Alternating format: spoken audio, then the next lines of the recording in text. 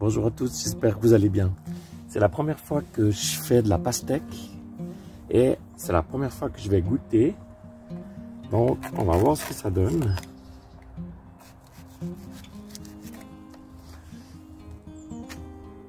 Regardez, magnifique.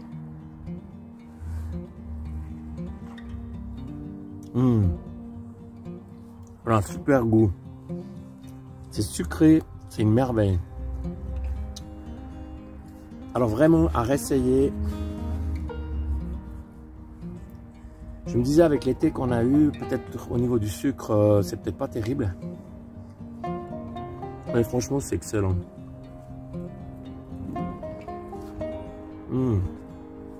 J'adore. Sans plus attendre, je vous propose de voir quels sont les signes pour ramasser les pastèques tout de suite après le générique.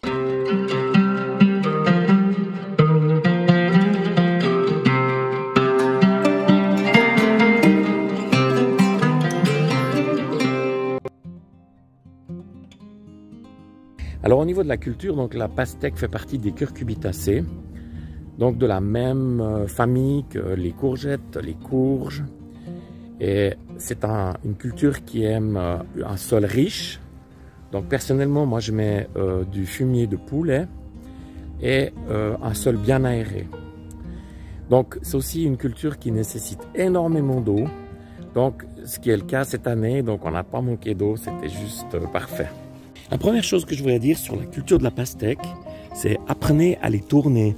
Donc tous les 15 jours, tout doucement, en évitant que le pédoncule se détache, je tourne la pastèque, ce qui permet d'éviter ces horribles traces blanches. Et comme ça, elle va être mûre sur toutes les faces.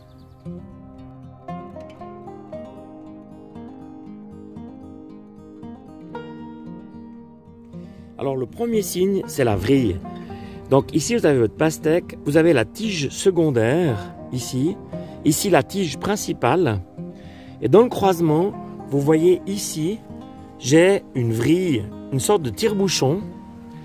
Et dès que ce tire-bouchon sera sec, la pastèque sera mûre. Donc je vais vous montrer, ça c'est l'exemple où il est encore vert, donc la pastèque elle peut encore attendre. Et je vous montrerai donc un exemple où on voit la pastèque qui est mûre. Alors voici un bon exemple donc de pastèque qui est mûre. Donc on voit ici la tige principale, là, la tige secondaire ici, et on voit maintenant ici la vrille, le petit tire-bouchon qui est sec. Donc le pastèque est prêt.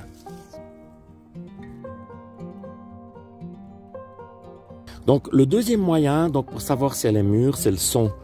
Et là on voit ma petite vrille qui n'est pas encore sèche. Et si je tape, on a plutôt un son assez aigu. Alors qu'on va voir sur une pastèque mûre le son que ça fait. Alors là, ici, on voit vraiment le pédoncule est séché. Donc, ça va être le moment de les récolter. On va écouter le son.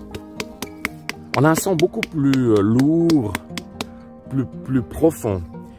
Donc voilà, ça c'est la deuxième méthode pour connaître si la pastèque est mûre.